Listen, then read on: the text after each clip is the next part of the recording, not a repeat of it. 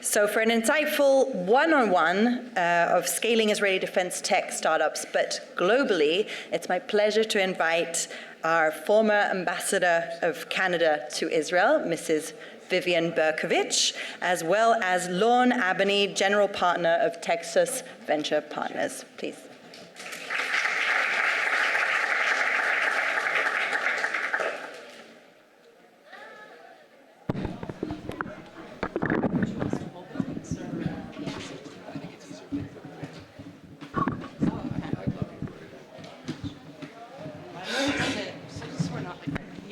I'll sit here, yeah. Do I sit here? Yeah, we can sort of face each other a little more comfortably. And that works. Does that pick up? Phone is off. Yeah, phone's off. Important. Phone is off, very important. Thank you for staying. We're so pleased to be here. And you can hear okay at the back? So, yeah, wonderful. Just because I'd rather not have to hold it. We are here, obviously, to speak about Texas Venture Partners, which Lorne Abony is the founding and general partner of that organization. But before we do that, I'm going to go a little off script with your indulgence. I have not sought his permission, so he probably will, I'll hear something afterwards.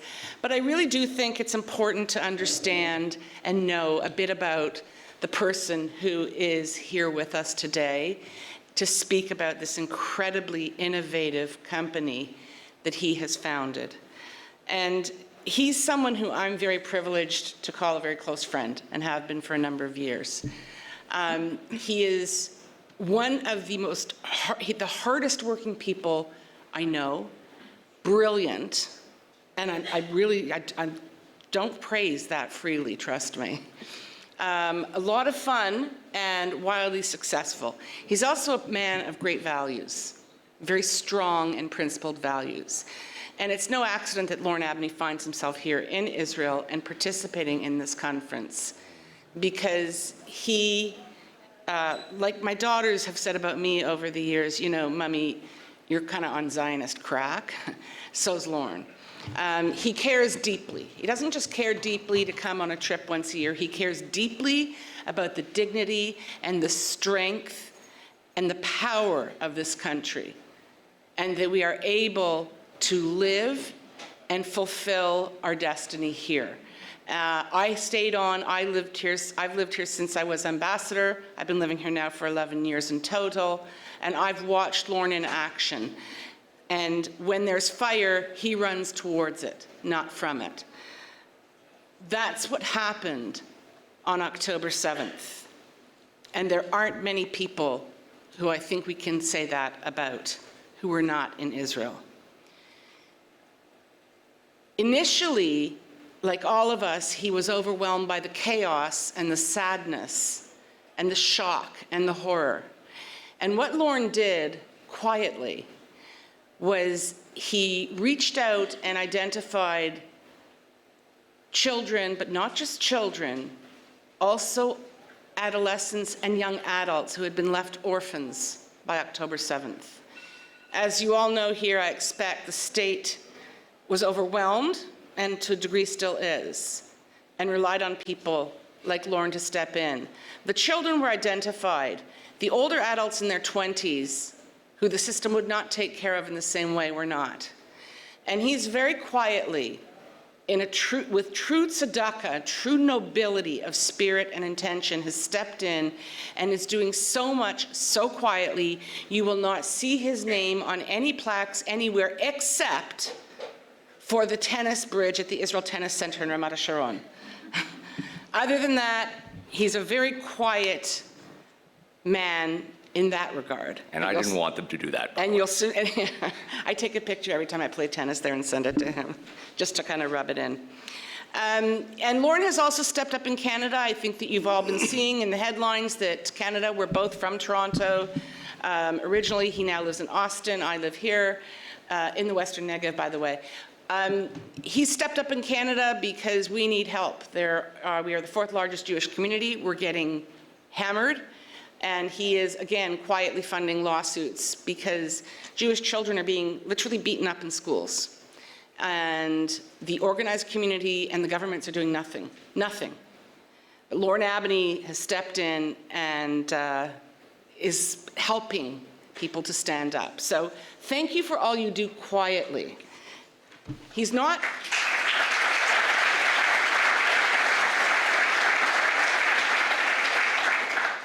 Now, you're going to see that quiet is not an adjective that's generally applied to Lorne. But he has a lot to say, and there's tremendous value in what he does have to say. So what I'd love you to do, Lorne, actually, before I turn it over to him, I'm having so much fun. In one of the packages of material that Texas Venture Partners has issued, I just love this. I love the way they summarized this moment. And so I'm going to read it because, like, you know, stealing is the best way to go. Global shocks have ignited a technological arms race, creating a generational opportunity for outsized returns by investing in breakthrough defense technologies.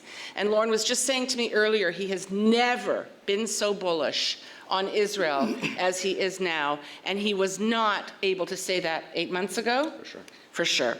The great global reset in venture capital, and in particular in defense.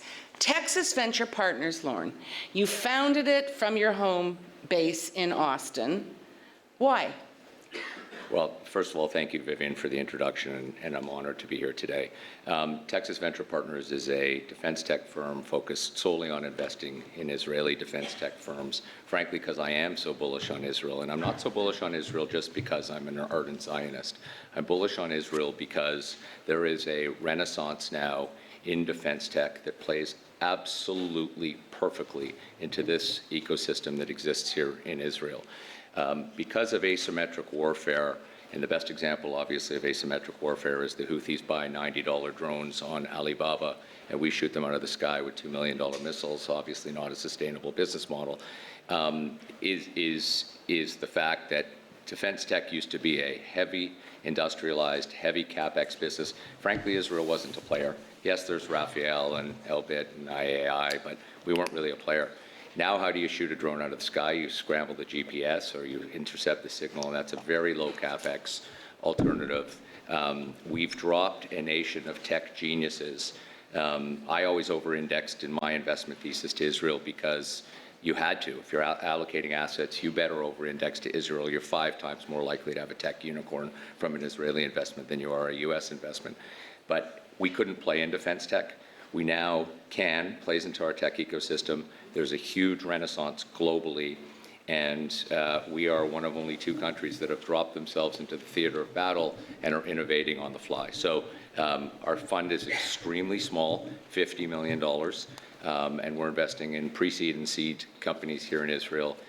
This place is booming, and with 1 or 2 sort of instructions, we can be the global leader in defense tech very quickly.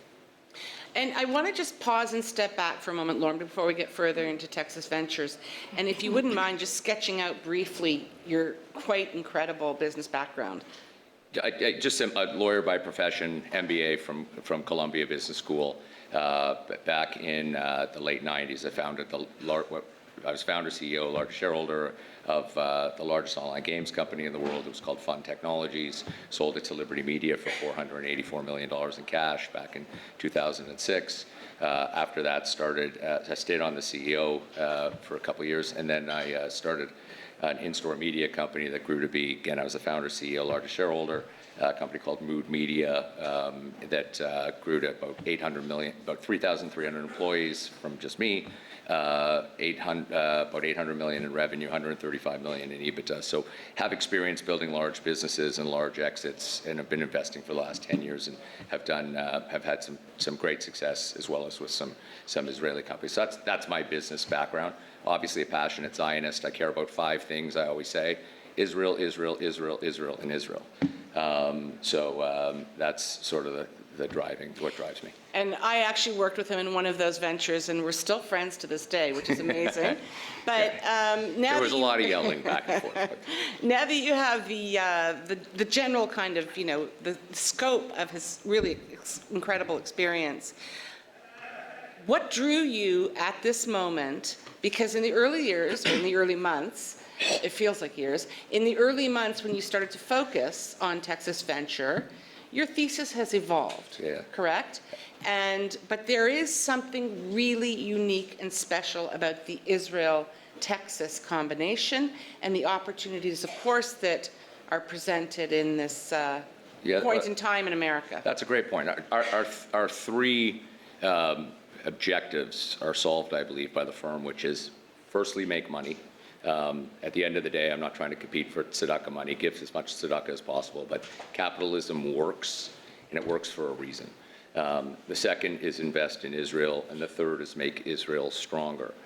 We originally started as just an Israeli tech firm, as you point out, but we saw that the military-industrial complex was created for wars that were fought yesterday, and we realized what is needed is a new model that can find and fuel defense tech firms. So we think the opportunity is for Israeli entrepreneurs. We're called Texas Ventures, and we're based in Texas. Everybody here knows Israel's called Startup Nation. I guarantee you less than 10% of people here know that Texas is called Scale Up State. And so when you merge Startup Nation and Scale Up State, you know, there's that joke, Israelis will always win the race 70% of the way to the moon. It's real. We're great at innovating, starting, and flourishing. At the end, not so much. And I really want to make a point that it is essential that people in Israeli entrepreneurs, and some of you are entrepreneurs here, it is essential you understand that this is wildly dissimilar to the games business or the cyber business or biotech or insert blank of space where Israel has competed. The labyrinth of complexity of the Department of Defense means just a different way to think about things. So I'll hear a lot of Israeli companies talk about product market fit. That works if you're sending electrons across the planet. It doesn't work so much in the department. It doesn't work so much that you've figured out tunnel warfare in Gaza and therefore it sells in the Department of Defense. The Department of Defense is lethally focused on tunnel warfare, but they're lethally focused on tunnel warfare as it relates to Taiwan and China. And so we have to be extremely intentional about understanding the fact that this is a very, very different landscape. We've developed at Texas Venture Partners, out of necessity, we've developed an incubator for our investee companies, as well as some other companies that aren't investee companies, to walk them through. It's called the DoD, the Department of Defense Readiness Program. We came to that by watching some of our Israeli investee companies and potential investee companies try and pitch the DoD, and they were awful. Brought to you by the biggest Zionist in the world. They were awful. And they were not to be seen again. The DoD didn't understand them. The metrics that they were communicating were wholly irrelevant. They were talking about just all of the wrong things. So this is I believe this opportunity is significantly greater than cyber. I really do. I believe all of us can capitalize on it, but it's extremely important that we take a pause with this sort of Israeli hubris of we've done this great in all these other industries and therefore we'll be absolutely wonderful in defense tech. It is a labyrinth of complexity that can be navigated, but must be navigated. And you have brought on some top A++ people to grease those wheels, correct? That's right. We, our working thesis was if we were going to be defense tech for Israeli companies, having, and it's not to, every Israeli is a hero for having served in the army or any part of the military complex, but we sort of realized that if you had been senior at 8200 or you'd been a brigadier general in the IDF, or that was great, but that wasn't really going to translate to the Department of Defense or the State Department. So we have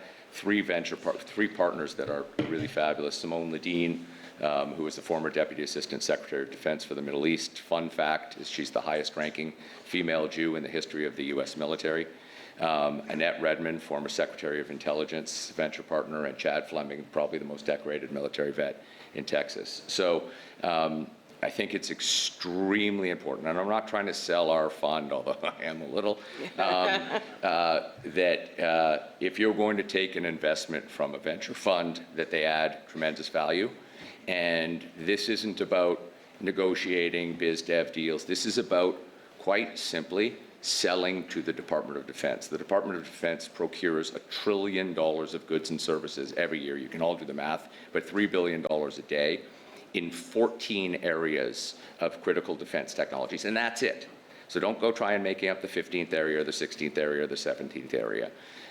In 14 areas, and you need to know exactly what they're looking for. You need to be a mirror image of that effectively when you create an RFP. So we were very intentional about bringing defense experts who could add tremendous value to our firms. And we're also very intentional in our incubation program and walking our investee companies through everything from tax inversions to regulatory to all of the things that are required of the DoD. Yeah, never try to reinvent the wheel with government. Are we having fun? We're having so much fun. Time flies when we're having fun. She's flashed the sign at me, but I'm just going to take this liberty because I think it's a really important point. Bit of a tongue twister, an important point to cover before we step down, and that is the Trump effect, which is hugely significant.